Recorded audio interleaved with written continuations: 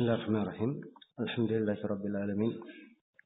Wassalatu wassalamu ala al-mab'uts rahmatan lil alamin. Nabiyina Muhammad wa ala alihi wa sahbihi wa man tabi'ahum bi ihsan ila yaumiddin, amma ba'd.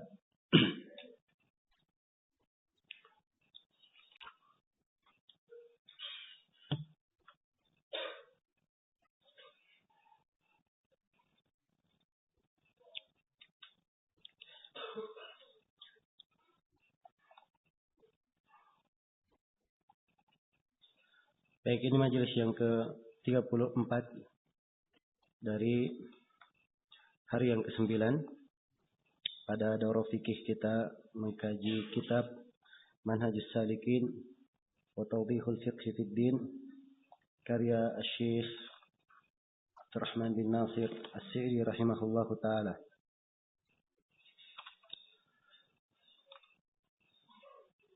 Pada pertemuan sebelumnya telah kita bahas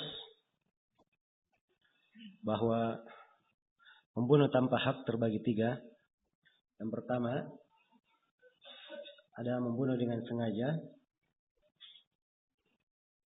yang berbau permusuhan, dan telah kita terangkan bahwa yang seperti ini wali dari orang yang dibunuh, dia berhak memilih antara mengqisas dan antara menerima dia. Ya. Dan telah kita terangkan bahwa ketentuan membunuh dengan sengaja dengan 3 syarat. Syarat yang pertama apa? Ya. Dia membunuh dengan sengaja, maksudkan. Syarat yang kedua, dia membunuh seorang manusia yang terjaga darahnya. Kemudian yang keempat, dia membunuh dengan menggunakan alat yang biasanya akan membunuh dengan alat tersebut, apakah benda tajam maupun benda tumpul. Baik. Kemudian yang kedua dari jenis membunuh tanpa hak, kata beliau as-tsani, yang kedua syibhul amdi. Syibhul amd, mirip sengaja. Nah, ini yang kedua. Dan yang kedua ini menurut jumhurul ulama, syibhul amd. Kalau dalam madhab Imam Malik, beliau hanya mengenal 2 jenis membunuh tanpa hak, sengaja dan salah. Adapun mirip sengaja itu tidak ada di dalam madhab beliau. Dan benarnya adalah pendapat jumhur, sebab ini syah. Ya. Ketentuannya di dalam hadits Rasulullah SAW. Baik, Syekh menjelaskan di sini bagaimana ketentuan membunuh yang dianggap mirip sengaja. Kata beliau wahwa ay yata'ammad al-jinayah alaihi bima la yaqtul ghaliban. Ya. Yang dikatakan mirip sengaja adalah dia sengaja melakukan jinayah, sengaja melakukan pelampauan batas dengan hal yang biasanya dengan hal tersebut tidak membunuh. Jelasnya? Biasanya tidak membunuh. Ya. Dan di sini kata mirip sengaja, mungkin saja dia marah, mungkin saja dia bermusuhan kepada orang yang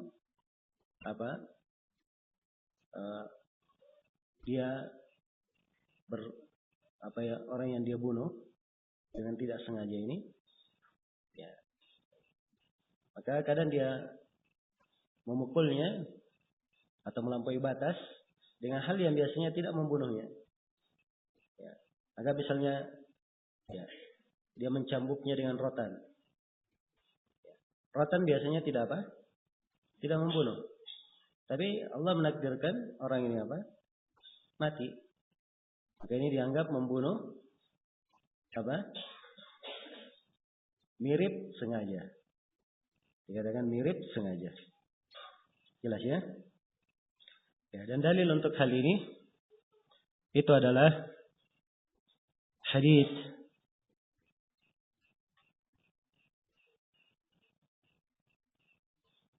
ya. Itu adalah hadits Abu Hurairah, riwayat Bukhari dan Muslim. Katakan, iqtatalat imra'atani min Hudayl. Dua orang perempuan dari Hudayl, ya, saling berkelahi. Faramat ihdahuma al-ukhra bihajarin. Maka salah seorang dari keduanya, ya, salah seorang dari keduanya melempar yang lainnya dengan menggunakan batu. Jelas ya? Biasanya menggunakan batu, mati atau tidak? Tidak mati, ini batu kecil ya dilemparnya. Faqatalatha wa ma fi batniha. Maka dia pun membunuhnya, sekaligus dia bunuh janin di perutnya. Nah, fakhtasamu ila Nabi sallallahu alaihi wasallam. Maka mereka pun mengangkat masalah ini kepada Nabi sallallahu alaihi wasallam. Ya. Ini perhatikan ya dari bahasa-bahasa di pembahasan al-hudud, tidak ada bentuk main hakim sendiri. Jelas ya? Mereka mengangkatnya kemana? Pada Nabi sallallahu alaihi wasallam. Ya. Sebab main hakim sendiri ini menyebabkan banyaknya kerusakan. Ya. Banyaknya kerusakan. Jelas ya? Dan mungkin dari main hakim sendiri ini ada orang yang membunuh dengan sengaja. Jelas ya? Sebagaimana yang banyak disaksikan. Karena ada seorang pencuri. Ya, dia hanya mencuri HP misalnya. Ya, digebukin sampai mati. Jelas ya? Ini keliru. Ya. Maka tidak ada bentuk main hakim sendiri. Semuanya diangkat kepada pengadilan. Kalau dia main hakim sendiri, maka ya, orang yang dibunuh itu dia bertanggungjawabkan. Dia bertanggungjawabkan. Sebagaimana mungkin akan diterangkan nanti, ada orang yang mendapati istrinya berzina dengan seorang lelaki, kemudian lelaki tersebut dia bunuh. Ya. Maka di sini dia juga menanggung qisas karena apa? Karena dia membunuh. Karena dia membunuh. Ya, harusnya diserahkan ke pengadilan dan dilihat perkara tersebut. Jelasnya, kalau dia tidak punya saksi telah berlalu terkait dengan masalah ini di pembahasan al-li'an. Ya. Baik.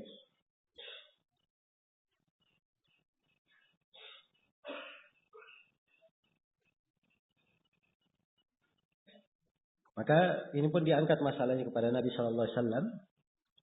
Maka Nabi menetapkan faqada Rasulullah sallallahu alaihi wasallam, Nabi memberikan keputusan pengadilan, keputusan bahwa dia janinnya itu diganti dengan gurratu abdin aw walidah, ya, diganti dengan seorang budak atau budak laki-laki ataupun perempuan, wa qada bi diyatil mar'a ala akilatiha. Ya, dan terkait dengan dia perempuan itu yang meninggal ini ditanggung oleh kerabat si perempuan yang melemparnya dengan batu, tidak sengaja. Jelas ya? Baik. Jadi dia tidak diqisas, tapi dijatuhkan hukum lain terhadapnya. Dijatuhkan hukum lain. Iya. Baik. Jadi ini yang dimaksud dengan syibhul amd. Dengan mirip mirip sengaja. Ini yang dimaksud dengan mirip sengaja. Jadi ukurannya dia membunuh dengan sesuatu yang biasanya biasanya tidak membunuh. Ya. Yang biasanya tidak membunuh. Baik.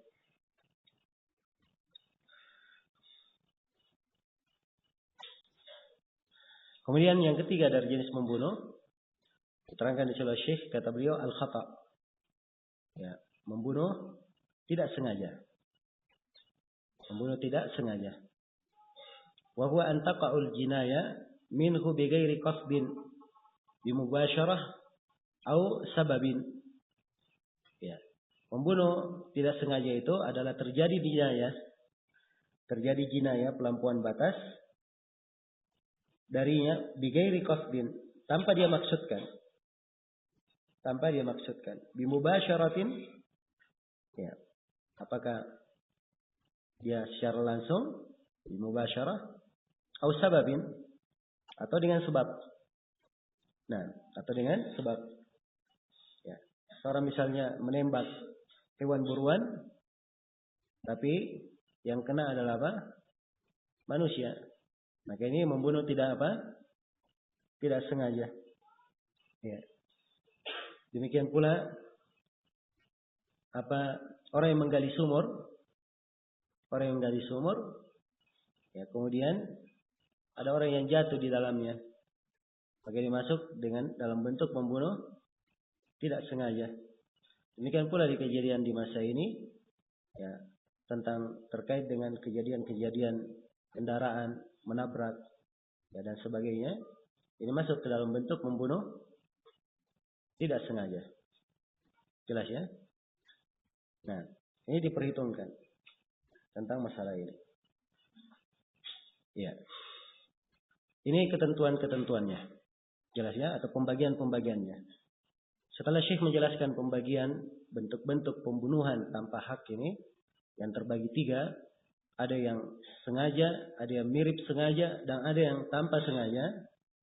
Maka berikutnya beliau menjelaskan ketentuan dia ya, terhadap atau ketentuan ya terkait dengan bentuk-bentuk pembunuhan ini. Dia terangkan tentang ketentuan dalam bentuk-bentuk pembunuhan tanpa hak ini. Kata beliau, fatil akhiraini la qawat. Ada 2 yang terakhir. Apa 2 yang terakhir? Mirip sengaja dan tanpa sengaja. 2 yang terakhir la qawat. Tidak ada qawat. Maksudnya tidak ada qisas. Tidak ada qisas. Ya.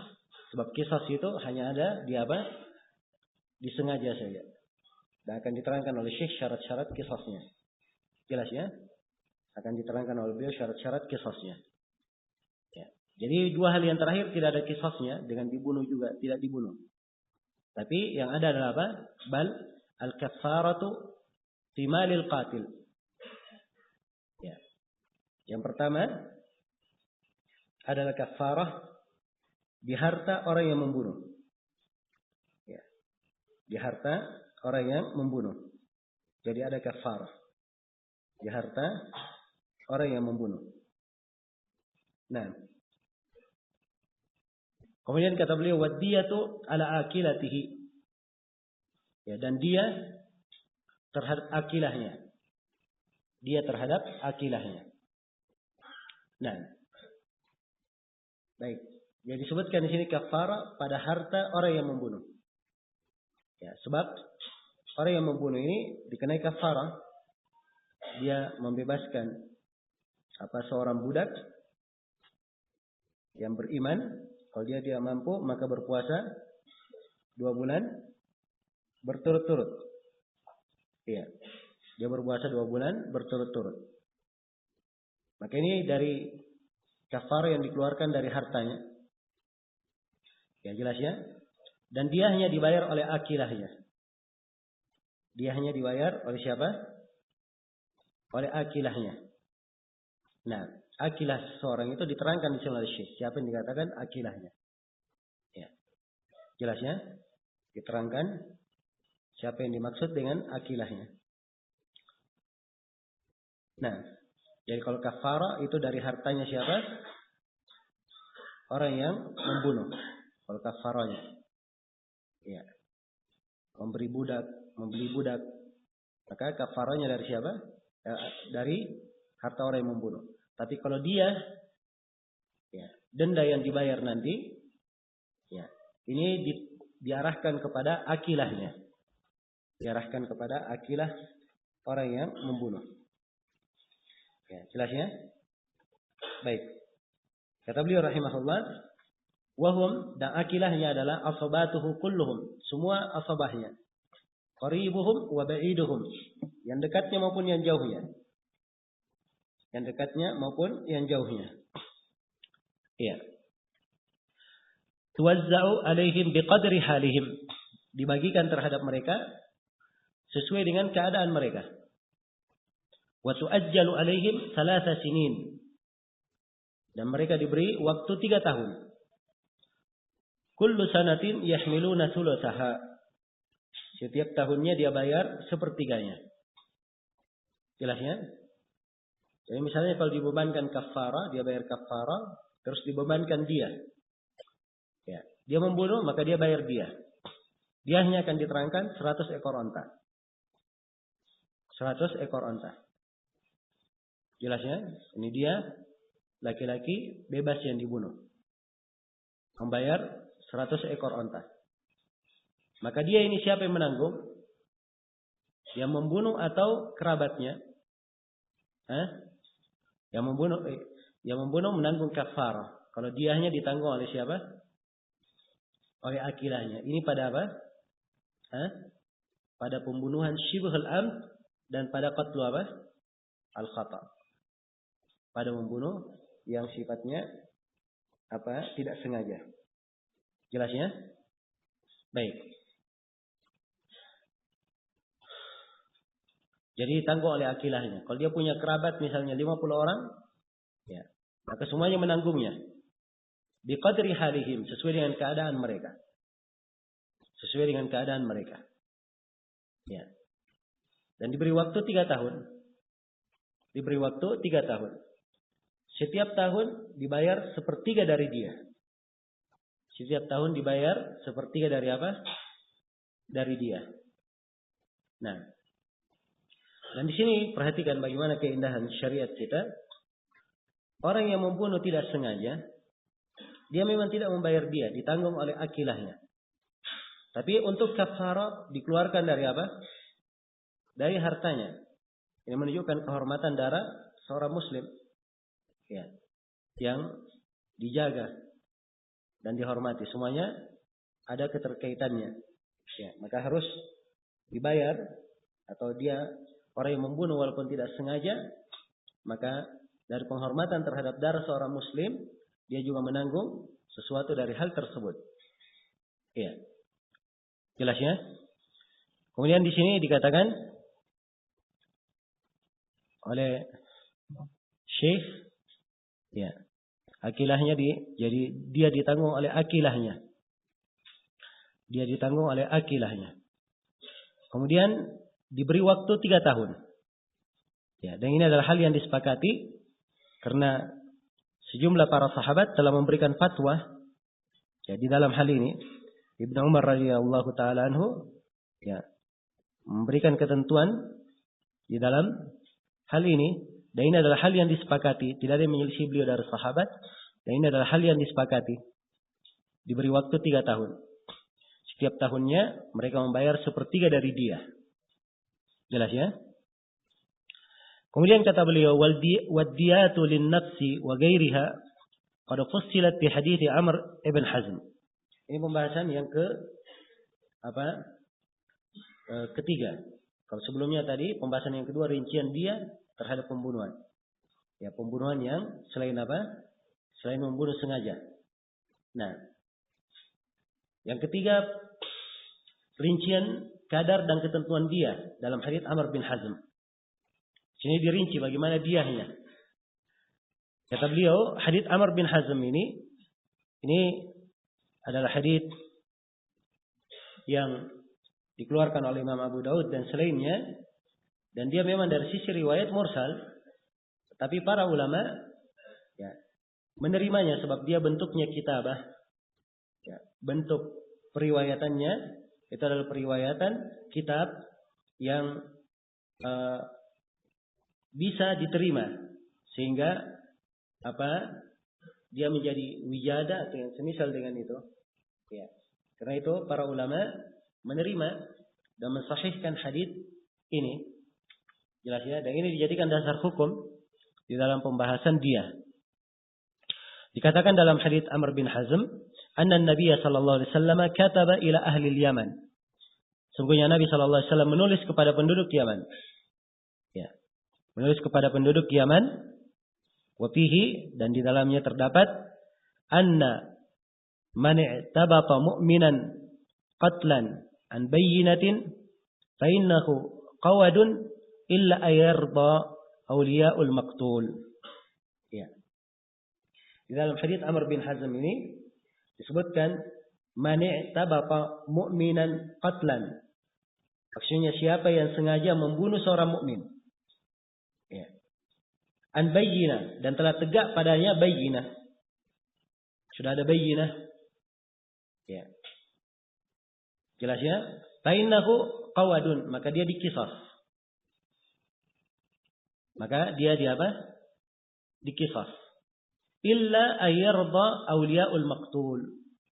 Kecuali kalau wali-wali, ya, apa, orang yang dibunuh ini itu ridha atau memaafkan. Ya, mereka ridha dengan memaafkan atau ridha dengan mengambil dia.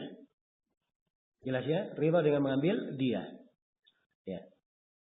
Karena apa yang disebut di dalam ayat, "Faman ufiya lahu min akhihi syai'un." Siapa yang dimaafkan dari saudaranya sesuatu. Maaf di sini, ya, kadang maaf bermakna digugurkan, cuma-cuma dia tidak bayar apa-apa, dan kadang maaf adalah dia apa? Dia membayar dia. Jelas ya? Dia membayar dia. Ya. Jadi hukum asalnya, siapa yang membunuh seorang mukmin, tegak padanya bayyinah, sudah jelas dia membunuh. Ya. Maka dia dikisas, dibunuh juga. Kecuali kalau wali-walinya, ya, ridha dengan memaafkan atau ridha dengan membayar dia atau dengan menerima dia. Ridha dengan menerima dia dari pihak yang membunuh. Jelas ya? Baik, dan syarat kisas akan kita terangkan, Syekh akan jelaskan. Sekarang beliau, ya, singgung di sini di dalam hadis karena sudah diterangkan, ya, boleh menerima dia, maka diterangkan bagaimana diahnya. Kata beliau, wa inna fin nafsi ad-diyata mi'atan minal ibil. Dalam satu jiwa yang terbunuh, diahnya adalah 100 dari onta. Dia bayar berapa? 100 ekor onta. Ya, dan ini akan datang insyaallah taala. Ya. Ada pilihan yang lain, 100 ekor onta, atau dia bayar 1000 dinar, atau dia bayar 12.000 dirham, atau dia bayar 200 ekor sapi, atau dia bayar berapa? 2000 kambing. Ya. Ini pilihan-pilihan. Nah, dalam satu jiwa diahnya 100 ekor onta. 100 ekor onta. Ya, sekarang onta subhanallah, mahal sekarang onta. Ya. Jelas ya? Satu ekornya mungkin mencapai 7 juta sekarang atau 6 juta satu ekornya. Ya. Ya, kalau 100 ekor 600 juta. Ya, lumayan. Baik. Ini dia pada membunuh, ya, 100 ekor onta. Kemudian diterangkan wafil anfi, ya, dan pada hidung, idza u'iba jada'an ad-diyah. Ya. Pada hidung, sekarang diterangkan hidung. Qisas ada juga pada apa? Pada anggota tubuh. Ya. Qisas ada pada anggota tubuh juga. Itu adalah hal yang disyariatkan. Ya, dan diterangkan di dalam apa? Al-Quran dan syariatannya. Ya, wa katabna lahum fiha anna an-nafsa bin-nafsi wal 'aina bil-'aini wal anfa bil-anfi, dan seterusnya. Ya. Jadi dari anggota tubuh juga ada qisasnya. Baik, dan di sini diterangkan kalau hidungnya u'iba jada'an, ya, dipotong, ya, u'iba jada'an. Nah, baik. Dan batasan dipotongnya itu kalau dia dipotong apa namanya? Hidung yang tidak ada dagingnya. Ya. Kalau dipegang hidungnya tidak ada dagingnya, kemudian dia potong, maka ini dia bayar dia sempurna. Ingat ya, satu dia berapa? 100 ekor onta. Jelas ya? Sebab hidung ini, ya, dia adalah keindahan pada manusia. Nah, wafil lisani ad-diyah. Pada lisan juga bayar dia. Satu dia pada lisan. Jelas ya? Satu dia. Siapa yang menghilangkan lisan orang, dia potong, misalnya, ketika menyebabkan terpotongnya, ya, maka dia bayar dia. Baik, dibayar dia. Satu dia penuh. Nah, dan lisan banyak manfaatnya. Banyak manfaatnya. Kemudian, yang berikutnya, wa fi syafataini ad-diyah. Pada kedua bibir juga bayar dia. Ya. Wa fi dzakari ad-diyah. Pada kemaluan juga bayar satu dia penuh. Ya, jelas ya? Nah, ini semuanya manfaatnya dimaklumi. Kemudian wa fil baydataini ad-diyah. Ya, pada dua telur dia. Jelas ya? Jadi kalau dua telur dia, kalau hilang satu telurnya, dihilangkan satu telurnya, maka dapat 1/2 dia. Ya, jelas ya? Nah, itu disebutkan al-baydataini. Nah, demikian pula bibir. Kalau hilang satu bibirnya, maka 1/2 dari apa? Dia. Dua bibir yang dimaksud, satu dia. Kemudian kata beliau, wa fis sulbi ad-diyah. Ya. Sulb yaitu tulang punggungnya. Ya, siapa yang dipatahkan tulang punggungnya, maka ya, dan tidak bisa lurus lagi, ya, maka dia menerima satu dia penuh. Wa fil ainaini ad-diyah, dan pada dua mata dia. Ya, dua mata berarti satu mata berapa? Setengah dia. Kemudian wa fir rijlil wahida nisfud dia. Dan pada satu kaki berapa? 1/2 dia. Ya, berarti kalau dua kaki satu dia. Wa fil ma'mumah sulusud dia. Dan pada al-ma'mumah, ya, pada al-ma'mumah itu luka, ya, luka yang hampir masuk ke, luka di kepala yang hampir masuk ke ke otaknya. Nah, kalau dia diluka, ya, kemudian tertembus dagingnya, ya, juga patah tulangnya sehingga hampir masuk ke otaknya, maka ini dia menerima 1/3 dia. Wa fil ja'ifa thulutsud dia. Dan dalam al-ja'ifah itu perut. Ya, apabila dia ditikam misalnya, ya, kemudian menembus sampai ke ususnya, maka dia mendapatkan 1/3 dia. Wa fil munaqqila 15 min al-ibil. Ya. Dan pada al-munaqqilah,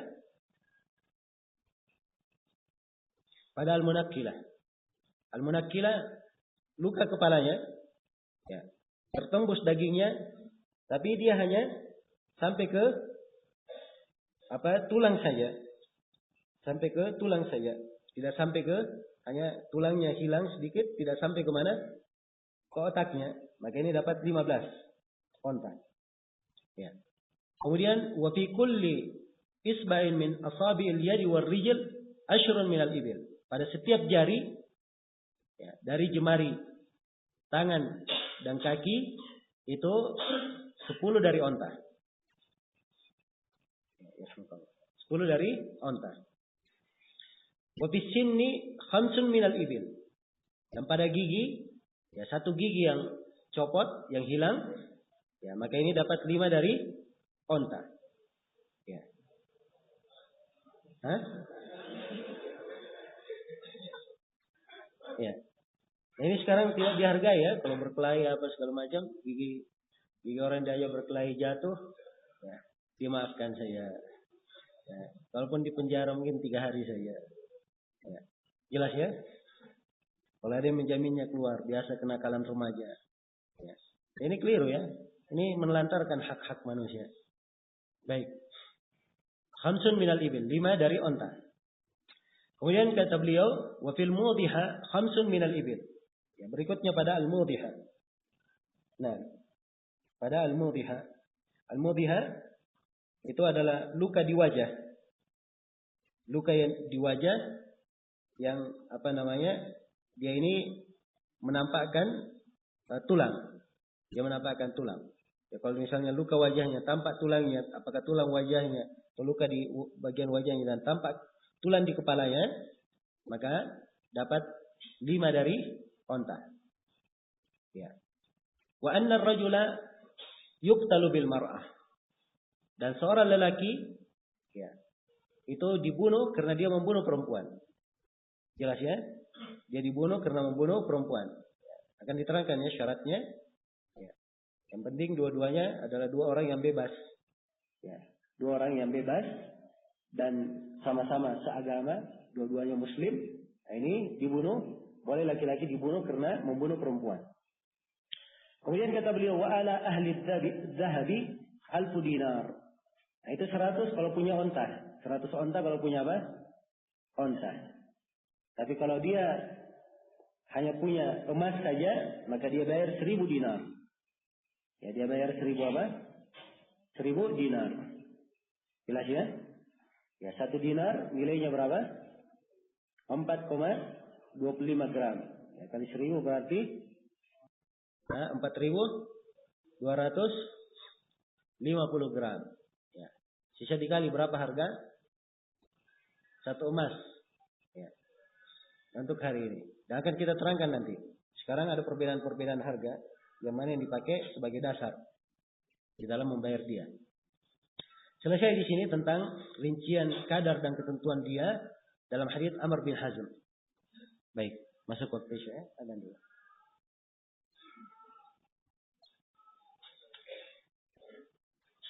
Baik, terkait dengan masalah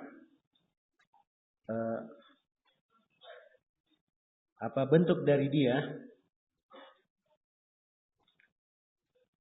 Jadi ada 5 harta pokok yang dibayar pada dia. Ya. Ada 5 harta disebutkan dibayar pada dia. Yang pertama adalah 100 onta. 100 onta. Yang kedua 100 onta atau 200 sapi.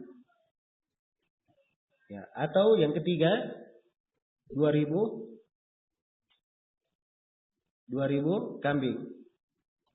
Yang keempat atau 1000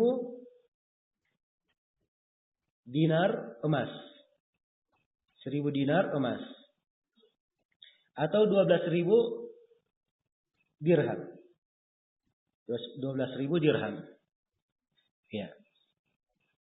Jelas ya? Baik.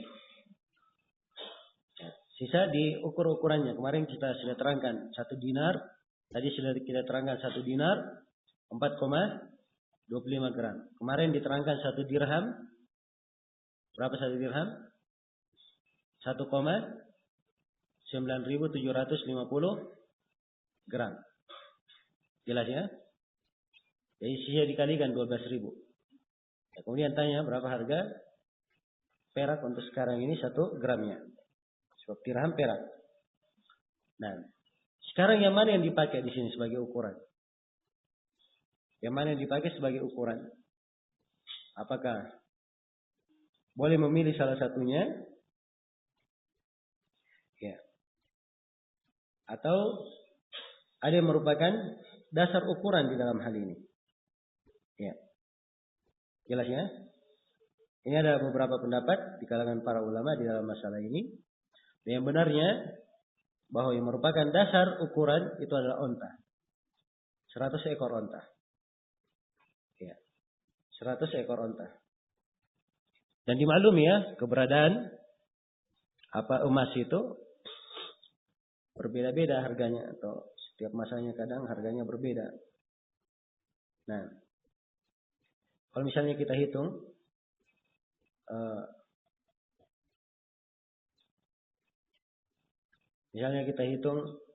emas 4.250 gram.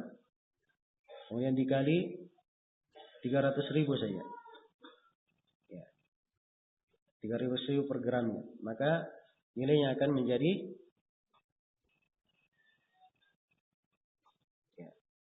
banyak sekali ya. Ya, lebih 1 M. 1.275.000.000. Jelas ya? Ini emas. Dia 2 kali lipat harga apa? Harga onta. Jadi harus ditentukan yang mana yang merupakan asal, dasar yang dipilih sebagai dia. Nah, jelas ya? Dan benarnya bahwa yang merupakan dasarnya adalah onta. Ya. Dan yang lainnya, ya, yang lainnya yang disebutkan di dalam hadits ini diganti dengan 1000 dinar, sebab memang onta di masa itu 100 onta, ya nilainya 1000 dinar. Jelas ya? 100 onta nilainya 200 sapi. Ya, ini adalah hal yang mirip. Jadi menjadi asalnya adalah apa? Onta. Kemudian Syekh menyebutkan di sini pembahasan berikutnya tentang syarat-syarat kewajiban qisas. Ya, kapan qisas itu bagi siapa yang hendak melakukan qisas? Ya, kapan atau apa syarat-syaratnya kalau ingin mengqisas? Sudah diterangkan ya bahwa qisas ini pada membunuh yang apa? Sifatnya sengaja. Ya, kalau misalnya si wali orang yang dibunuh, keluarga orang yang dibunuh menuntut supaya orang yang membunuh diqisas, maka disyaratkan di dalam mengqisas beberapa syarat. Kata Syekh, wa yushtaratu fi wujubil qisas, dan disyaratkan dalam kewajiban qisas yang pertama kaunul qatili mukallafan. Ya. Keadaan orang yang dibunuh itu dia mukallaf. Balik, akil. Ya, ini ketentuan mukallaf. Jelas ya? Dia balik. Ya. Kalau anak kecil tidak dibunuh, yang belum balik, sampai dia balik. Demikian pula orang yang tidak waras tidak dibunuh sampai dia waras. Ya. Walaupun nampak anak kecil dan orang yang tidak waras ini membunuh dengan sengaja, ya, penuh permusuhan, tapi tidak dibunuh dengannya. Tidak dibunuh karena masih apa? Masih kecil dan tidak waras. Jelas ya? Baik, ini syarat yang pertama. Kemudian syarat yang kedua,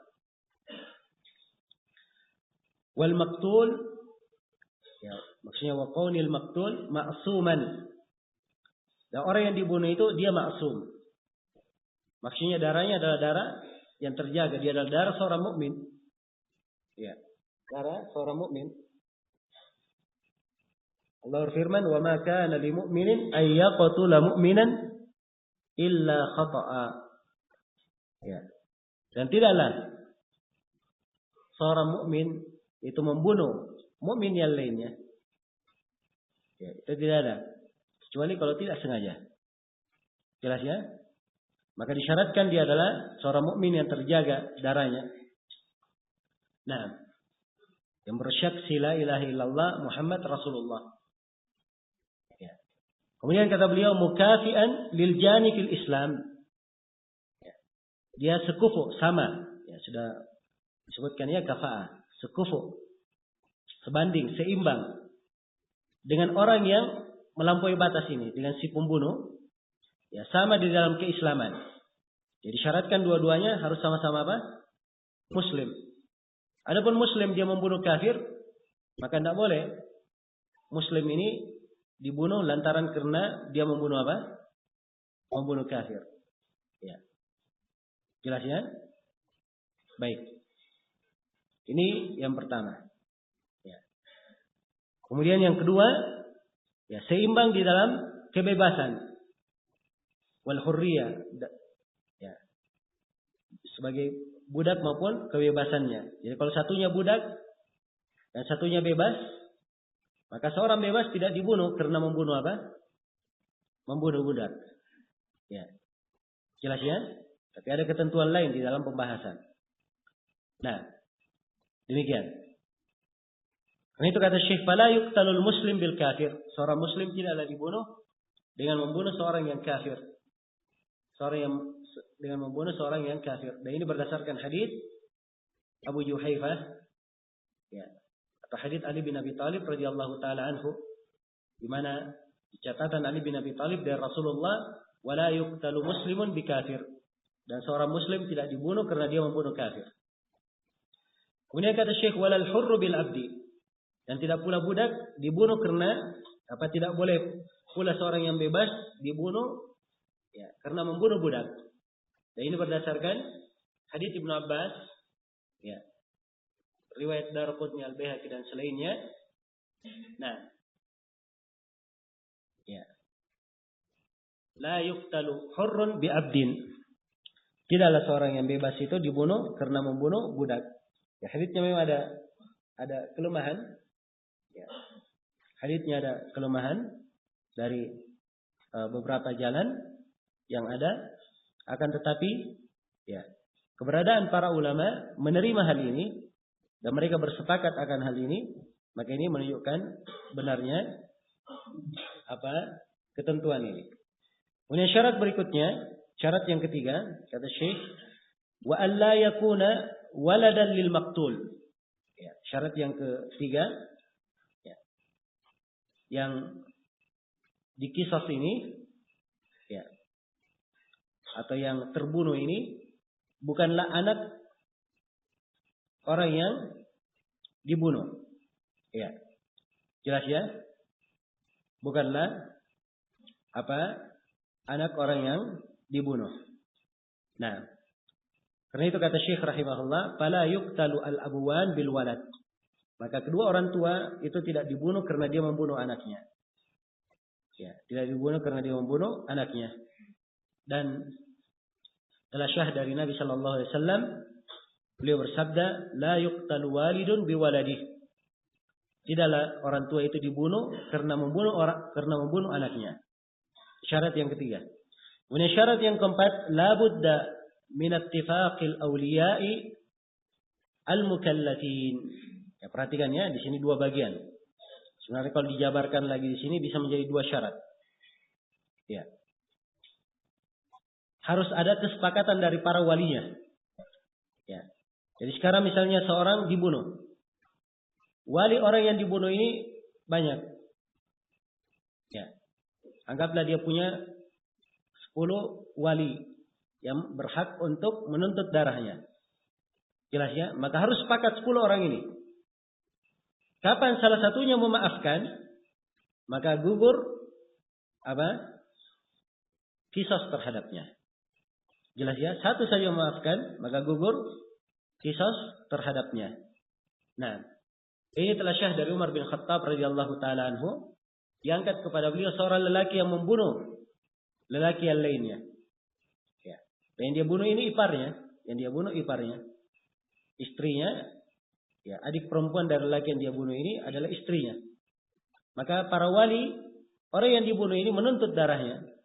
Dia ingin agar supaya orang yang membunuhnya ini dibunuh juga, dikisas. Maka berkatalah istrinya yang merupakan saudara perempuan dari yang dibunuh, dia katakan, pada afauta an hissati min zawji. Saya sudah maafkan bagianku dari suamiku. Maka Umar pun menetapkan bahwa orang ini dibebaskan dari dari qisas. Jadi kalau tidak dikisas, dilihat kepada pilihan yang lainnya, kepada kepada dia. Jelas ya?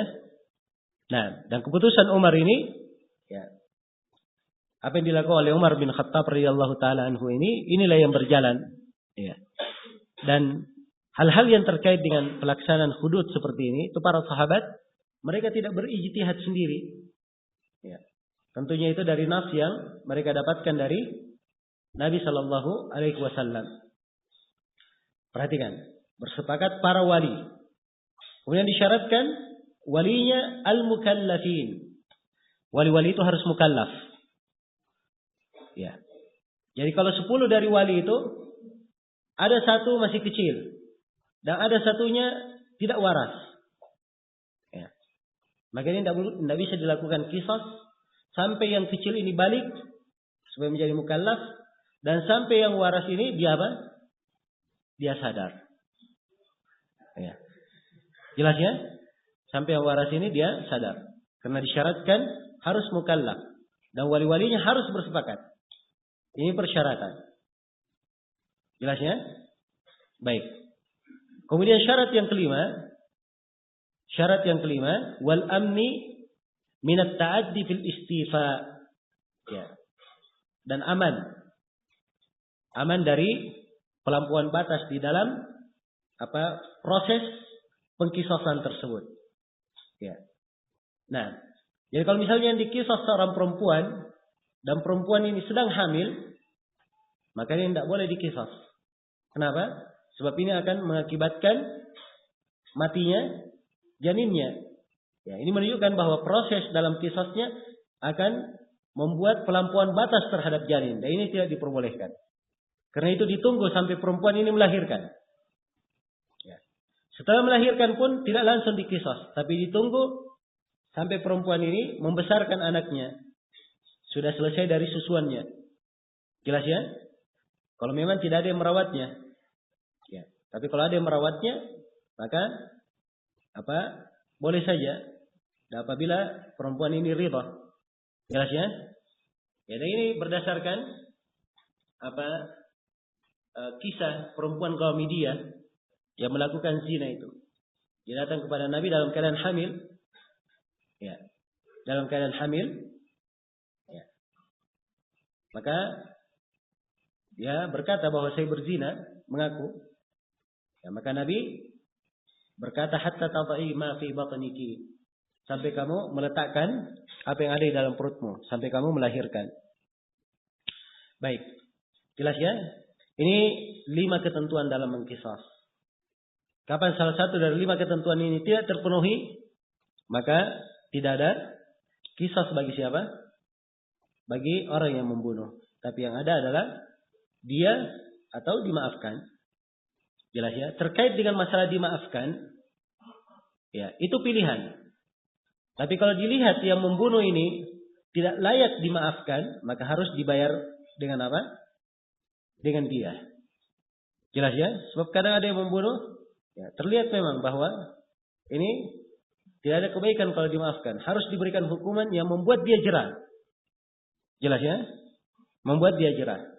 Karena itulah proses yang seperti ini, itu prosesnya kaitannya ke pengadilan. Jelas ya? Kemudian setelah itu Syekh menjelaskan di sini tentang pembahasan yang kelima tentang qisas terhadap sekelompok orang yang telah membunuh satu jiwa. Ya. Sekarang ada sekelompok orang, 5 orang misalnya membunuh 1 orang. Ya, 5 orang membunuh 1 orang. Ya. Apakah 5 orang ini dibunuh karena dia membunuh 1 orang atau bagaimana? Syekh jelaskan.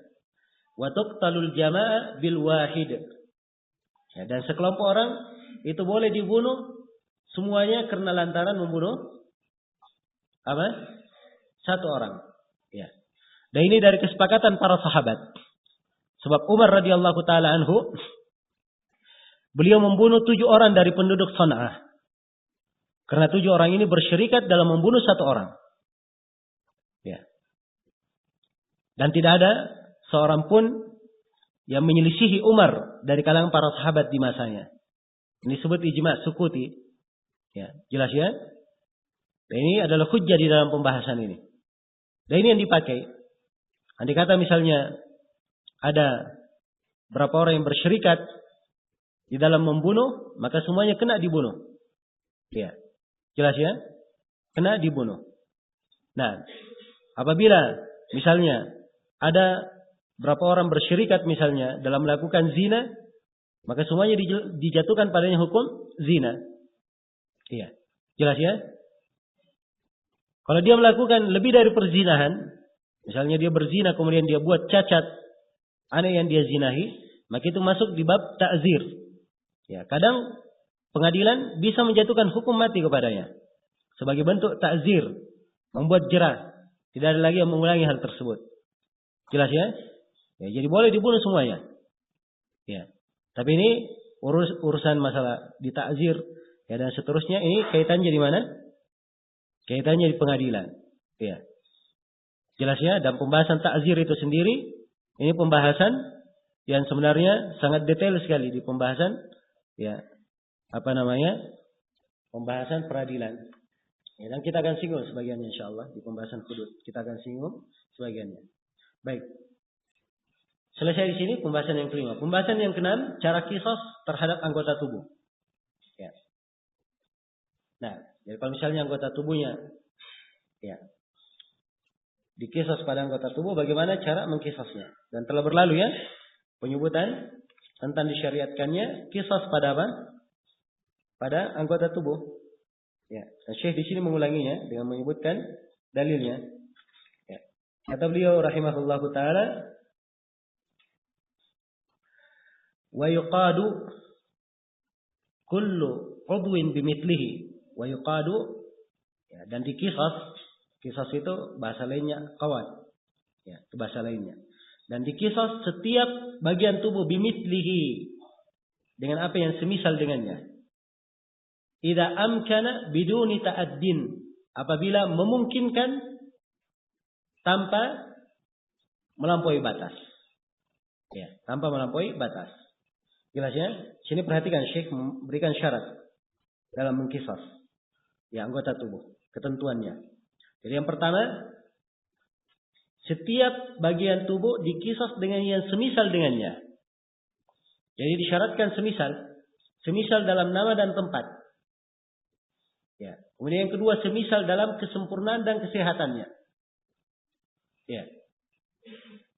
Kalau misalnya dia potong tangan kanan orang, dia hilangkan tangan kanannya, ya, maka yang dipotong adalah apa? Tangan kanannya juga. Tidak boleh memotong tangan kirinya. Jelas ya? Baik. Kalau misalnya yang dia potong tangan orang sampai ke pergelangannya, maka yang dipotong sampai mana? Sampai pergelangan juga. Tidak boleh lebih. Jelas ya? Ya. Kalau misalnya tangan orang yang dipotong itu buntung, ya, maka tidak boleh memotong tangan orang yang apa? Yang sempurna. Ini tidak, ya, tidak semisal. Jelas ya? Jadi qisas ini pada setiap anggota tubuh yang semisal. Ya. Syekh syaratkan syarat berikutnya. Yang pertama harus semisal. Itu tadi ketentuannya. Semisal dalam nama dan tempatnya. Semisal dalam kesempurnaan dan kesehatannya. Ya. Kemudian kata Syekh, idza amkana biduni ta'addin, apabila memungkinkan. Apabila apa? Memungkinkan tanpa melampaui batas. Ya, tapi kalau tidak memungkinkan hal tersebut, ya, akan membahayakan. Nah, misalnya seorang, ya,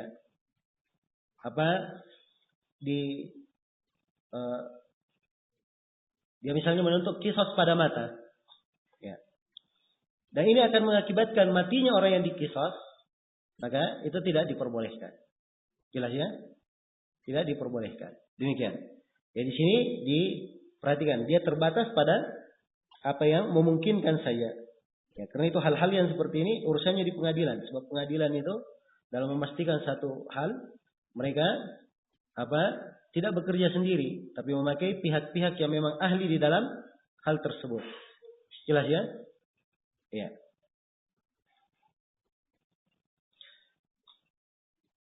Ini yang keenam ya. Kemudian yang terakhir di sini, perbedaan diyah laki-laki dan diyah perempuan. Kata beliau, wadiyatul mar'ah ala nisfi diyatid dzakar. Ya. Dan dia seorang perempuan itu sama. Dia seorang perempuan adalah seperdua dari dia laki-laki. Ya, seperdua dari dia apa? Laki-laki. Illa fi maduna thuluthid dia, fahuma sawa. Kecuali apa yang dibawa sepertiga dia, ya mereka sama. Ya, tadi disebutkan beberapa dia ya. Jadi kalau satu dia laki-laki, berarti perempuan apa? Setengah. Kalau laki-laki setengah dia, maka perempuan apa? Seperempat. Jelas ya? Tapi kalau sepertiga dia laki-laki, maka perempuan juga sepertiga. Ya, kalau 15 ekor onta, ya sama. Sebab dia di bawah sepertiga. Demikian. Nah, ini pembahasan perempuan seperdua laki-laki. Ya, kita sudah membahas fikih. Sudah berapa kali kita berlalu perempuan seperdua laki-laki. Satu dalam warisan.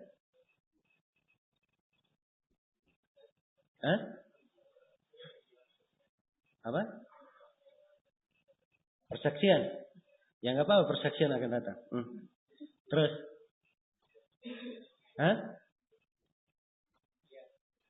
dalam dia 3.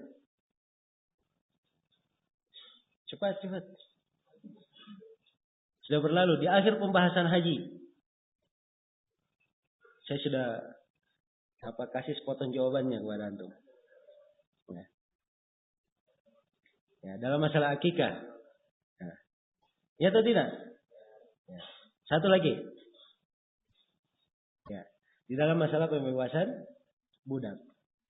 Baik, ini 5 pembahasan perempuan semuanya setengah laki-laki. Jelas ya? Baik. Ya, kalau antum tidak lewat semua pembahasan fikih, tidak bisa tahu antum. Ya, perempuan setengah laki-laki di pembahasan mana saya. Baik. Dan ini ada buku tersendiri yang membahas seperti ini, yang mendekatkan. Ya, mendekatkan masail. Ya, jelas ya? Tapi seorang melangkah pelan-pelan. Ya, selesaikan dulu fikih semuanya, sudah selesai, baru naik ke berikutnya. Ya. Supaya ilmunya itu lebih mapan. Ya, membangun pondasinya itu sedikit-sedikit. Orang bangun rumah, bikin pondasi dulu. Ya kan? Jangan langsung bikin atap di atasnya. Ya. Atapnya mau disimpan di mana? Ya, baik. Selesai dengan ini, selesai pembahasan apa? Ya, pembahasan tentang Kitabul Jinayat. Kita masuk dalam pembahasan berikutnya, Kitabul Hudud. Ya.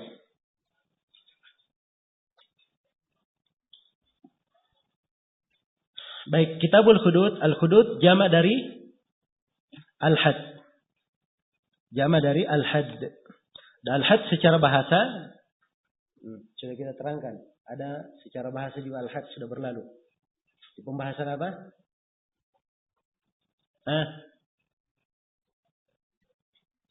Pembahasan baru berlalu. Kapan ya? Hari ini atau kemarin? Dalam pembahasan ihdad. Ya. Ihdad juga dari kata had. Ya. Jelas ya? Baik. Secara bahasa had bermana apa? Ya, menahan. Ya. Baik.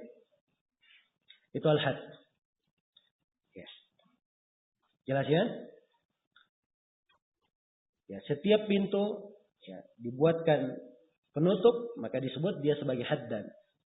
Dilarang untuk masuk dan dilarang pula keluar. Kan begitu? Ya.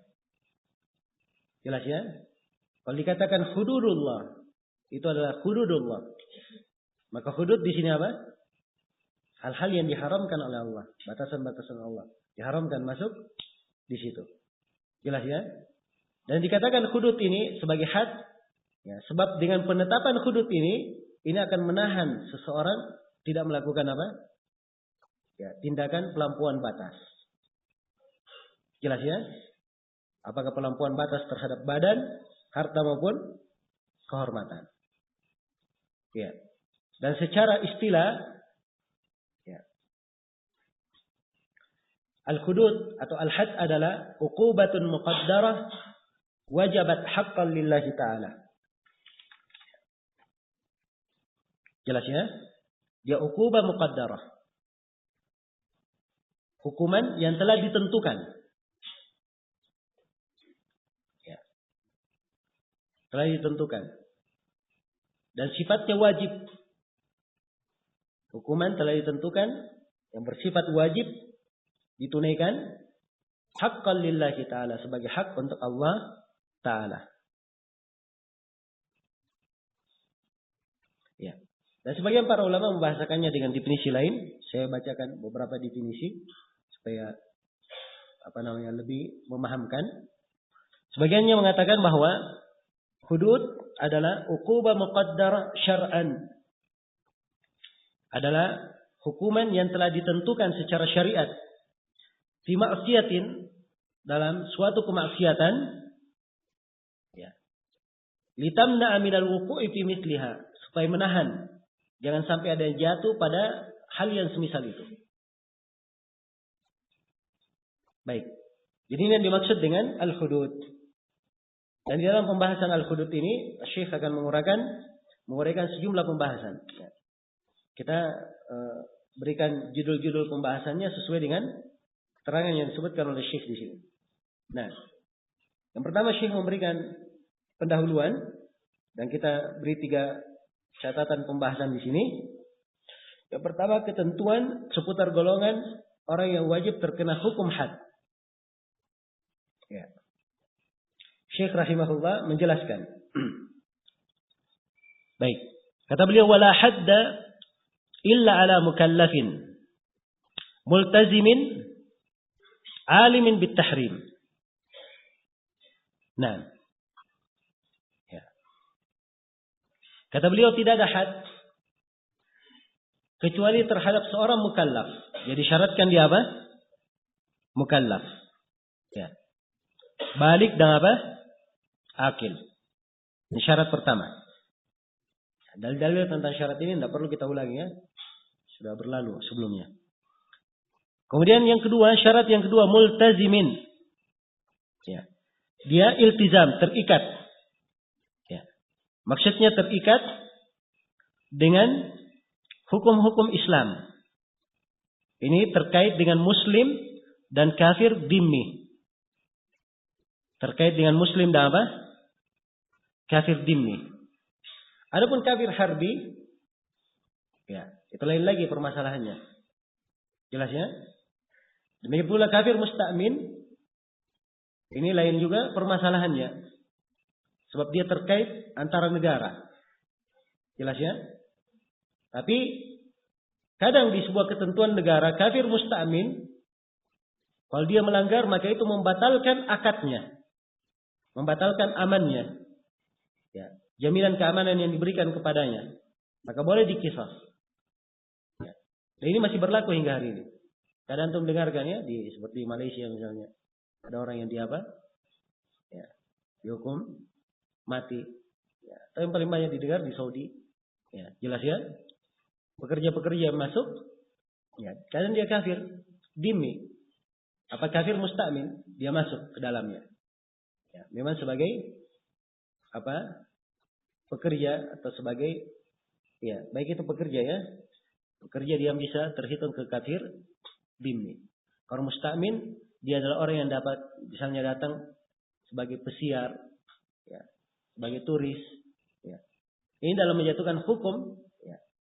Di dalam hal ini, sebagian para ulama memandang bahwa dengan dia melakukan pembunuhan ini, dia telah membatalkan akadnya. Ala kulli hal ini kebijaksanaan terkait antar negara. Jelas ya? Karena itu Syekh rahimahullah memberikan di sini kalimat multazim. Ya. Kemudian syarat yang ketiga, alimin bitahrim. Ya, dia harus tahu pengharamannya. Jelas ya? Jadi kalau dia tidak tahu hukumnya, ya, itu lain lagi masalahnya. Dia tidak tahu hukumnya. Seorang minum khamar misalnya. Dia tidak tahu bahwa minum khamar itu haram. Ya. Dikenakan hukum had khamar? Jawabannya tidak. Jelas ya? Baik. Jadi dia harus alim bitahrim. Ya, harus alim bitahrim. Ini 3. Ini 3 ketentuan. Diterangkan oleh Syekh rahimahullahu taala di sini. Baik.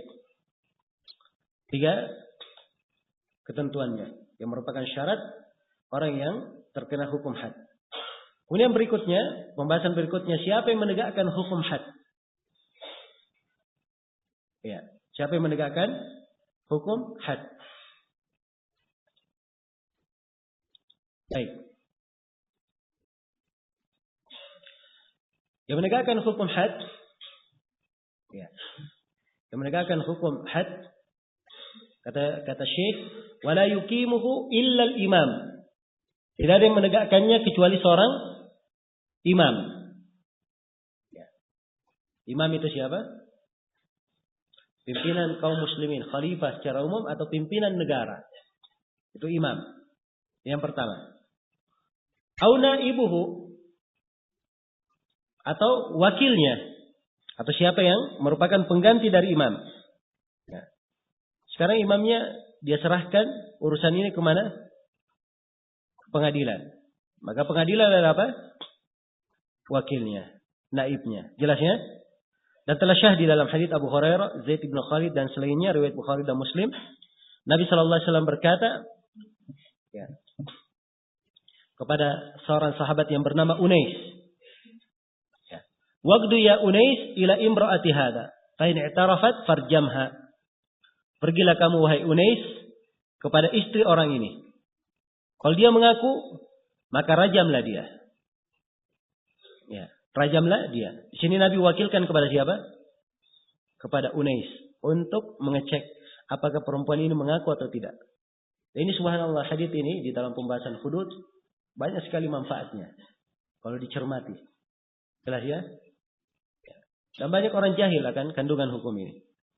Jadi ini kisah seorang lelaki, ya, dia datang bersama seorang yang mempunyai anak, dan anak ini berzina, ya, dengan istri lelaki yang datang bersamanya. Datang kepada Nabi, mengadukan hukum. Jadi anak orang ini dia bekerja kepada, ya, si A ini yang dia datang bersamanya. Kemudian berzina dengan istrinya. Jelas ya? Baik, berzina dengan istrinya.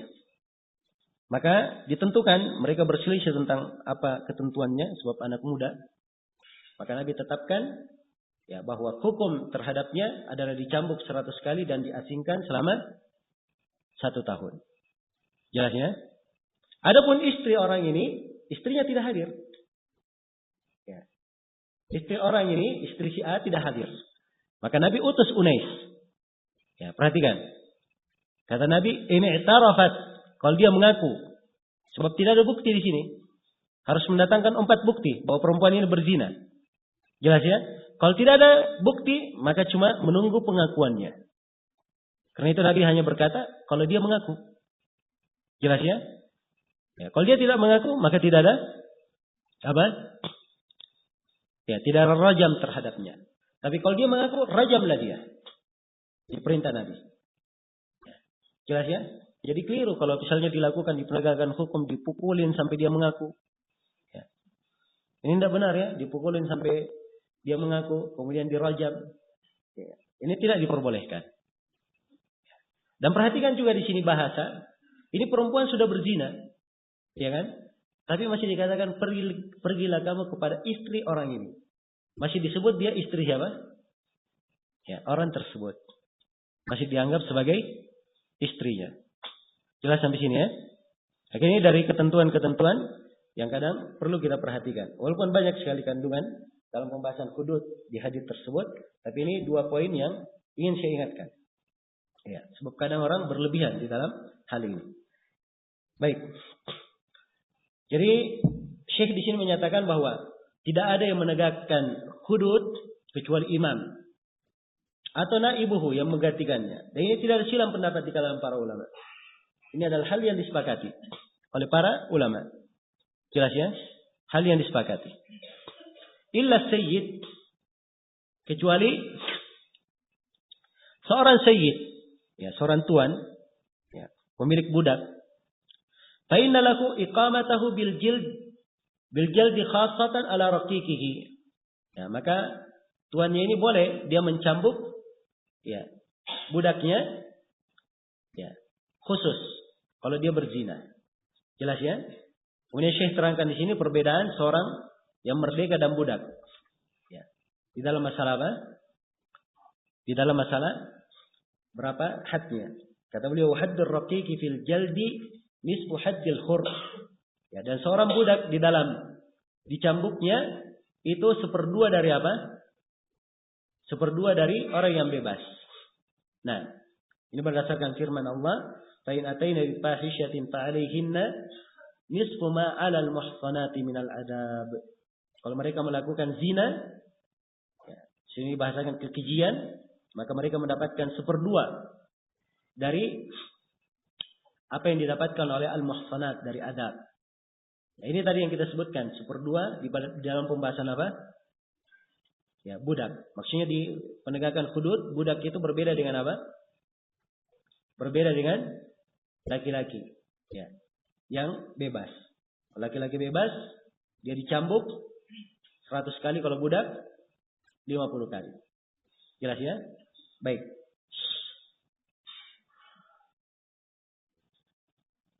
Selesai sudah di sini. Ya. Beberapa perkara yang Syekh bawakan sebagai pendahuluan. Kemudian beliau masuk menjelaskan tentang had seorang pezina. Nah, di sini ada dua pembahasan yang kita garis bawahi. Yang pertama had seorang pezina dan definisi pezina. Kata Syekh rahimahullah, hadduz zina, ya. Had zina,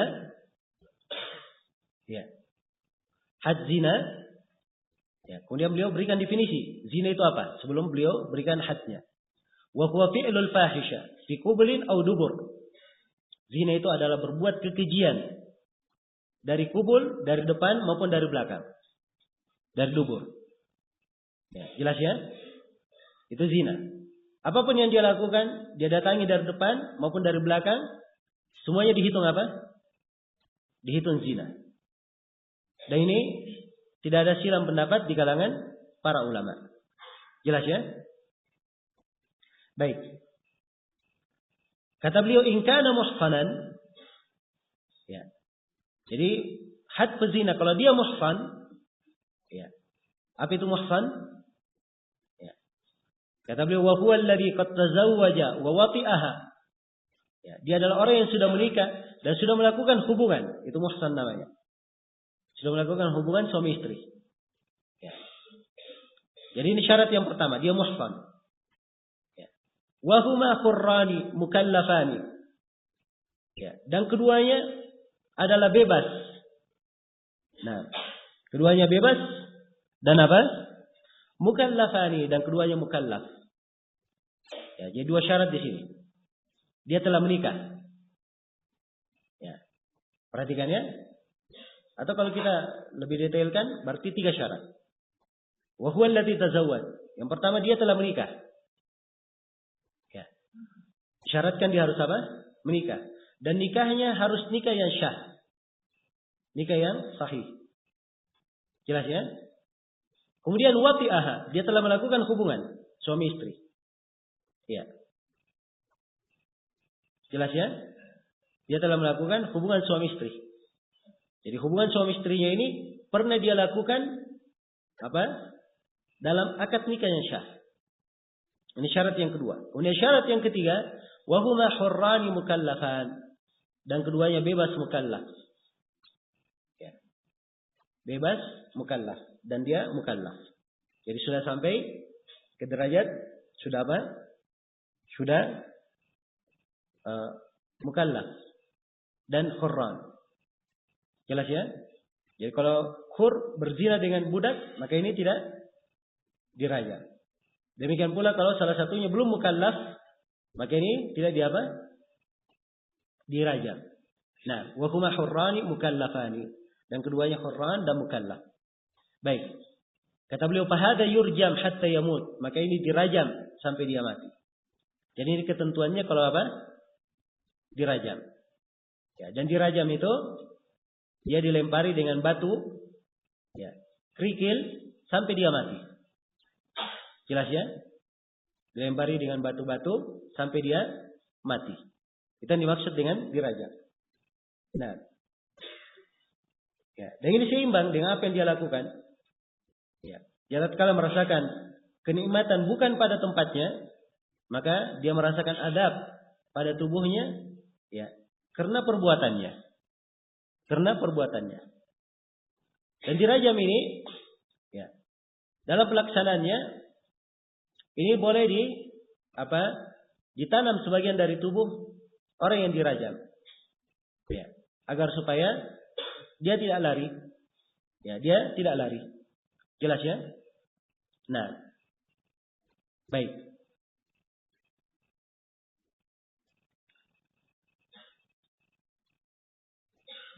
Dan ada ketentuan-ketentuan lain di sini yang diterangkan di dalam pembahasan rajam. Ya. Dan ini termasuk syariat yang banyak dijadikan sebagai alasan oleh orang-orang kafir yang tidak senang kepada Islam dalam menjelekkan Islam. Ya. Dan tidak ada sama sekali ya kesalahan dalam hukum ini. Ini adalah sebuah keadilan yang sangat adil. Ya. Jelas ya? Bayangkan kalau misalnya seorang ya yang sudah bersuami, atau seorang yang sudah bersuami atau suami yang sudah beristri, kemudian dia melakukan zina, ya, maka ini pelanggaran terhadap hak pasangannya, jelas ya. Dan kebanyakan orang yang menganggap jelek sebuah hukum, ya, dia rajam dianggap jelek, dianggap kejam, ya, membunuh kisos dianggap kejam. Dia tidak pernah memikirkan, ya, apakah tidak kejam kalau misalnya orang dibunuh, yang dibunuh ini bagaimana haknya, ya kan? Bagaimana hak dia? Jadi kalau dia dibalas dibunuh, maka itu adalah sebuah keadilan. Dan dengan dibunuhnya orang yang membunuh tersebut dan dirajamnya orang yang berzina ini, tidak akan ada yang berani mengulangi perbuatan itu. Jelas ya? Ini karena penegakan hukum yang lemah, akhirnya kemaksiatan merajalela. Bahkan semakin banyak jalur-jalurnya dan cara-caranya. Ya. Karena memang tidak ada hukum yang membuat para pelaku maksiat ini menjadi jerat, ya, terhadap kemaksiatan yang dia lakukan. Jelas ya? Bahkan sebagiannya, ya, asik saja. Ya, membunuh kan masuk penjara. Ya, gratis makan. Ya. Jelas ya? Dan ini adalah hal yang membuat hukum-hukum itu dan hak manusia menjadi terlantar. Ya, karena itu sangat indah sekali. Pembahasan Kitabul Hudud ini itu adalah hal yang sangat indah sekali.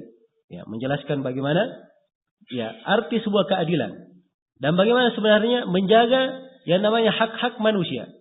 Ya. Orang yang meneriakkan hak-hak asasi manusia itu bukan manusia mereka. Ya.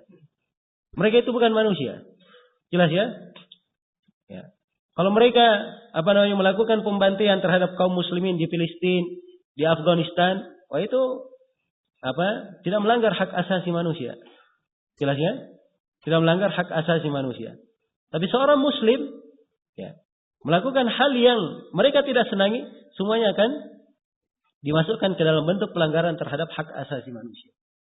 Ya, jadi kalau berbicara tentang hak asasi sebenarnya itu adalah mendengar dari orang-orang tersebut, itu artinya kita masuk di dalam, ya, sebuah pertunjukan yang sebenarnya tidak ada hakikatnya dan tidak ada tidak ada ujungnya.